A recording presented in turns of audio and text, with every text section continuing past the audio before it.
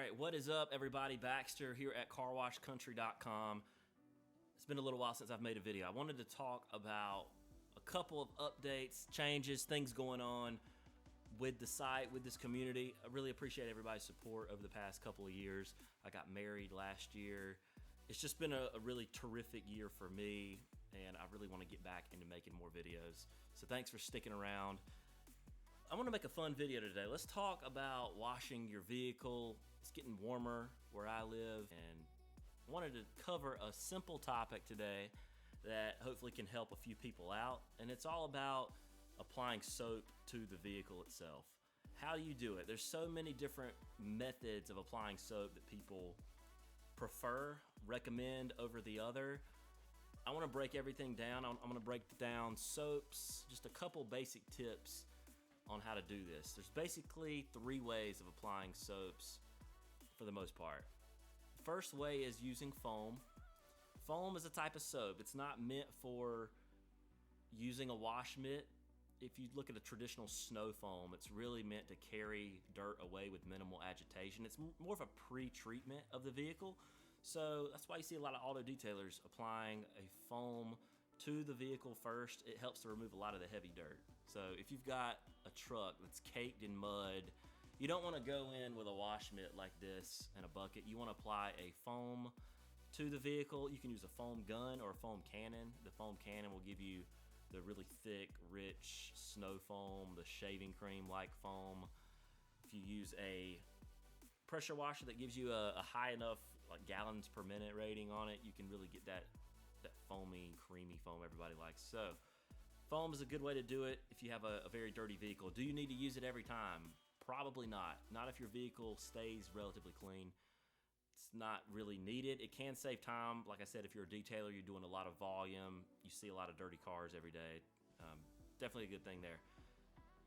Second way you want to wash your vehicle, second method to wash your vehicle is just the typical bucket wash. Some people prefer a 2-bucket method. If you don't know what that is, it's pretty much 1 clean bucket, 1 dirty bucket, or 1 clean bucket, 1 bucket with just water in it. So you've got your clean soapy bucket, you've got another bucket to dip your wash mitt in. And how it works, you dip the mitt in, you do 1 panel at a time, and then instead of rinsing the mitt off, you dip it into the clean bucket. People use grit guards using the 2-bucket method most of the time, where they have a little circular platform that the wash mitt will sit on top of. It sits in the bottom of your soap bucket, and what it does, it helps keep the dirt that's coming off your wash mitt at the bottom of the clean bucket. Now, you might be asking, why is dirt still on the mitt if you dipped it in the clean bucket? There's always going to be some dirt left over if you rinse with a hose or if you dip it into a clean bucket. So a grit guard just helps to keep the dirt at the bottom of the bucket. It's designed so that all your suds stay above this little plastic piece, and you can also use the grit guard to kind of like scrub your wash mitt on it, get any excess dirt off before you go back into the foam. So that's another really common method. I usually use just 1 bucket. It's just a personal preference. I'll rinse out the wash mitt, dip it back into the bucket. One thing about soaps, this is another great topic to discuss while I'm at it.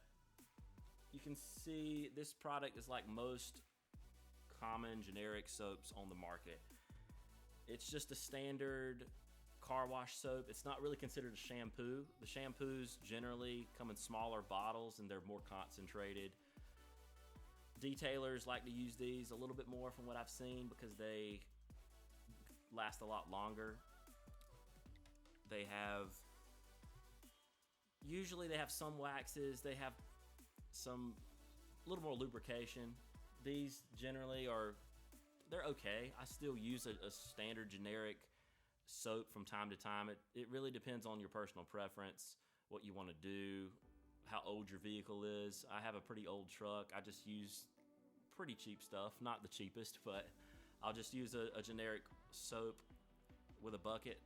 You're fine most of the time just using a bucket for maintenance washing. Okay, the third way to wash your vehicle is going to be with a waterless wash product. When would you do this?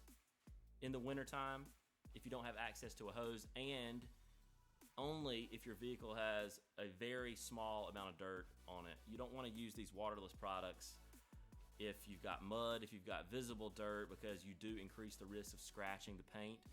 ONR is a popular product to use where you don't need a ton of water. You need a bucket, you need a way to mix it up, and then you apply that to the paint.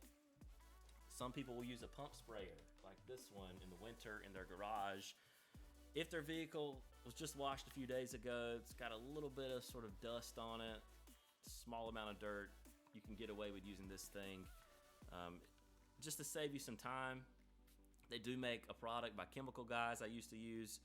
Their waterless wash product is a spray-on. It's pretty good as well. But again, you do risk I don't know if I want to put that there. Anyway, but you do kind of risk scratching the paint if you use it all the time.